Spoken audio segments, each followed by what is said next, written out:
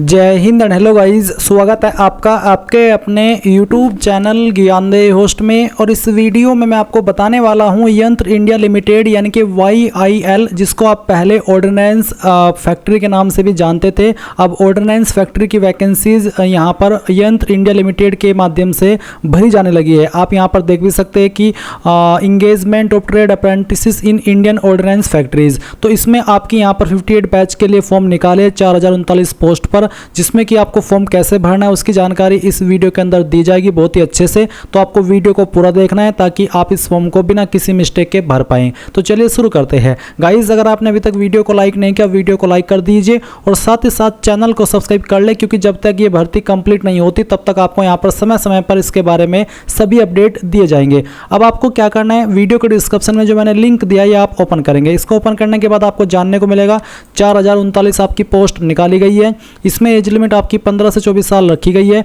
10वीं पास और ITI दोनों अप्लाई कर सकते हैं, यानी कि अगर आप सिंपल 10वीं पास है तब भी अप्लाई कर सकते हैं और ITI की है तो आप तब भी अप्लाई कर पाएंगे। इसमें अप्लाई करने के लिए एप्लीकेशन फीस जनरल OBC के लिए 200 है, SC ST विकलांग एंड ऑल कैटेगरी फीमेल इनके लिए 100 रुपये फीस है। उसके बाद आप यहाँ पर जो बाकी की इन्फॉर्मेशन है वो भी चेक कर लेंगे। सिलेक्शन आपका मेरिट के द्वारा किया जाएगा।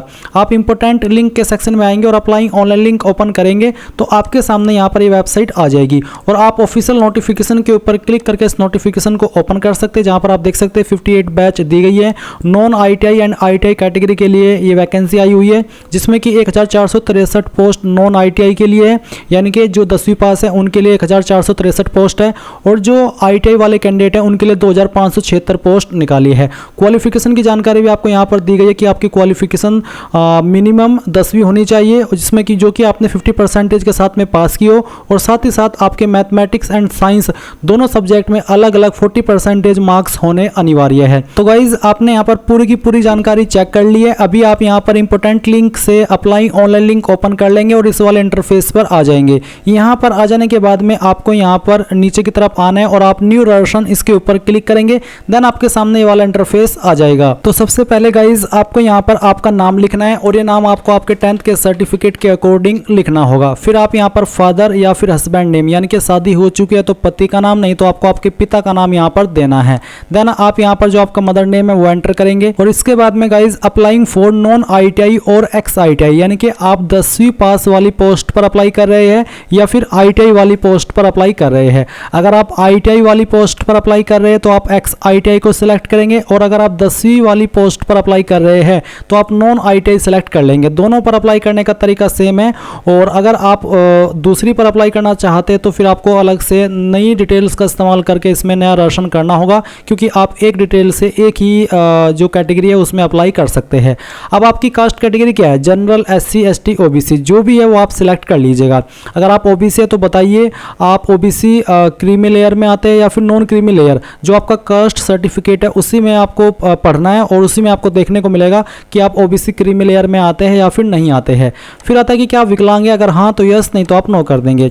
इसके बाद जो भी आपकी डेट ऑफ बर्थ है वो आप सिलेक्ट कर लेंगे, पहले डे फिर मंथ और जो भी ईयर है वो भी आपको यहाँ पर सिलेक्ट कर लेना है।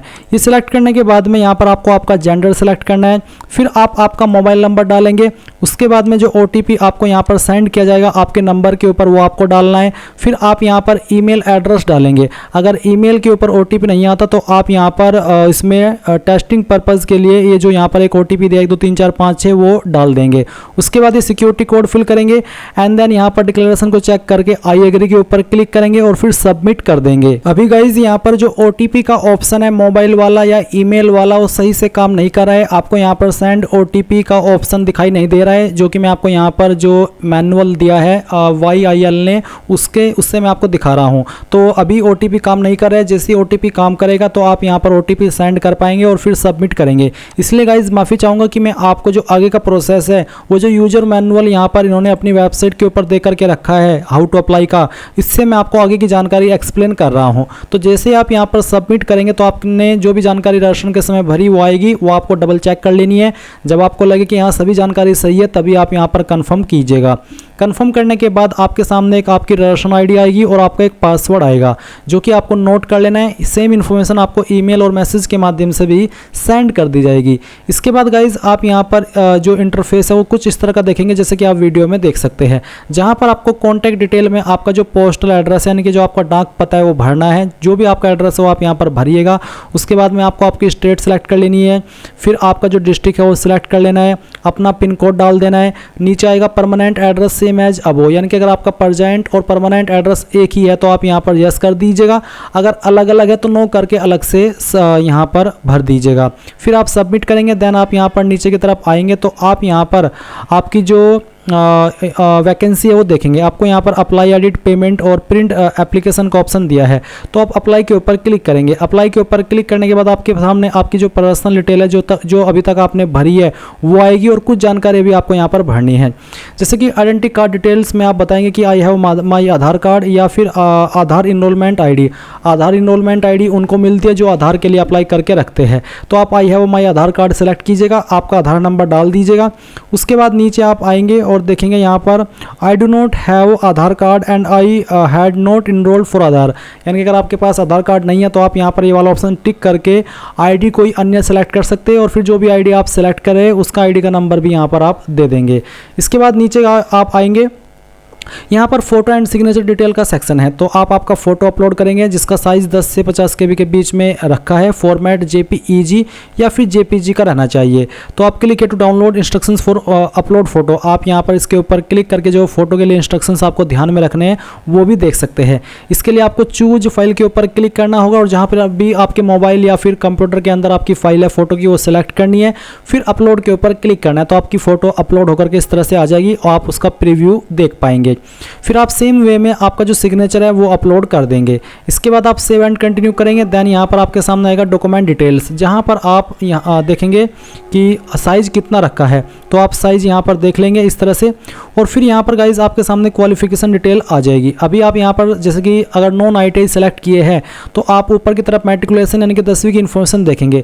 आपने 10वीं किस बोर्ड के द्वारा किया उस बोर्ड का नाम आपको यहाँ पर देना है एग्जाम अथॉरिटी के अंदर। फिर नेम ऑफ एजुकेशनल इंस्टीट्यूट, यानी कि आपने कौन सी स्कूल से या कॉलेज से आपकी 10वीं की है उस स्कूल कॉलेज का नाम आपको यहाँ पर देना होगा। ईयर ऑफ पासिंग, आपने आपकी 10वीं किस साल के अंदर पास कर ली थी वो साल आप सिलेक्ट कर लेंगे। मैट्रिकुलेशन मार्कशीट नंबर, यानी कि 10वीं का जो मार्कशीट नंबर है वो आपको यहाँ पर दे देना है।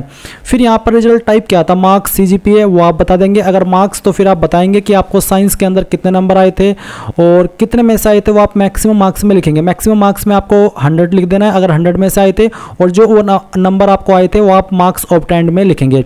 परसेंटेज यहाँ पर आपकी कितनी थी वो आप डाल देंगे अगर ऑटोमेटिकली नहीं आती है। फिर आपको मैथ में कितने नंबर आए थे और कितने में से आए थे वो डालना है।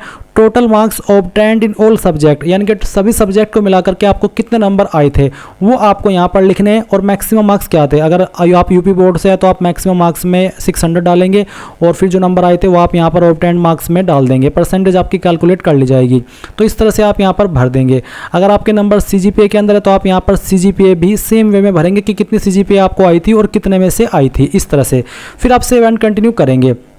उसके बाद गाइज यहाँ पर आप नीचे की तरफ आएंगे तो आपकी जो क्वालिफिकेशन की जानकारी है वो इस तरह से आप वेरीफाई कर लेंगे और सेव एंड कंटिन्यू कर देंगे। अब आपको थोड़ा सा और नीचे आना है, आप देखेंगे प्रेफरेंस डिटेल, तो फैकल्टी अप्लाइड फॉर, आप किस फैकल्टी के लिए अप्लाई कर रहे हैं वो आपको यहाँ पर सेलेक्ट करनी है। और यहाँ पर उसको सेलेक्ट करने के बाद में आप देखेंगे कि आपको किसको किस नंबर पर प्रेफरेंस देनी है। जैसे कि यहाँ पर ट्रेड दिए गए है तो आपको जिसको जिस नंबर पर प्रेफरेंस देनी है उसके सामने 1 लिखना है, जिसको सेकंड नंबर पर प्रेफरेंस देनी है उसके सामने 2 और जिसको तीसरे पर देनी है उसके सामने 3। तो इस तरह से आप यहाँ पर आपकी प्रेफरेंसेस देंगे एंड सेव एंड कंटिन्यू कर देंगे। अब यहाँ पर है डॉक्यूमेंट डिटेल्स, जहाँ पर आपको आपका आधार या फिर जो आपने अन्य आईडी सेलेक्ट की है अगर की है तो वो आप अपलोड करेंगे। इसका साइज 100 KB से 200 KB के बीच में रखा है और फॉर्मेट इमेज का भी चल जाएगा और PDF का भी चल जाएगा। तो चूज फाइल के ऊपर क्लिक करके उस फाइल को सिलेक्ट कर लीजिएगा। फिर आप यहाँ पर 10वीं की मार्कशीट अपलोड करेंगे। अगर आप SC ST OBC है तो कास्ट सर्टिफिकेट अपलोड करेंगे। अगर आप विकलांग है तो आप विकलांग का सर्टिफिकेट भी अपलोड कर देंगे। एक एक करके सभी डॉक्यूमेंट आपको अपलोड करने होंगे। फिर आप नीचे डिक्लेरेशन में इसके ऊपर टिक करेंगे और फाइनल सबमिट कर देंगे। फाइनल सबमिट करने के बाद आपको बोला कि क्या आपने सभी जानकारी चेक कर ली है। अगर आपने चेक कर ली और सभी जानकारी सही है तभी आप कंफर्म कीजिए, नहीं तो एडिट के ऊपर क्लिक करके जानकारी को एडिट कर लीजिएगा। फिर आपके सामने आपकी जानकारी का प्रीव्यू आएगा। सभी जानकारी आप यहाँ से चेक करने के बाद में सेम इंटरफेस पर आएंगे। अब आपको पेमेंट के सेक्शन पर क्लिक करना करना होगा। उसके बाद आप आपकी एप्लीकेशन फीस इनमें से किसी भी माध्यम का इस्तेमाल करके जमा कर पाएंगे। जैसे आपकी फीस जमा हो जाएगी तो आपका फॉर्म यहाँ पर फाइनल सबमिट माना जाएगा और फिर आप प्रिंट एप्लीकेशन के ऊपर क्लिक करके अपने एप्लीकेशन फॉर्म का प्रिंट ले लेंगे, जो कि जैसा कि आप यहाँ पर देख सकते हैं। अगर अभी प्रिंटर नहीं है तो PDF के रूप में सेव कर लीजिएगा और बाद में प्रिंट करा लीजिएगा। तो इस तरह से गाइज आप लोग आपका यंत्र इंडिया लिमिटेड 58 बैच का ऑनलाइन फॉर्म 2024 भरेंगे। आई होप ये प्रोसेस आपको पसंद आया होगा। Thanks for watching. जय हिंद।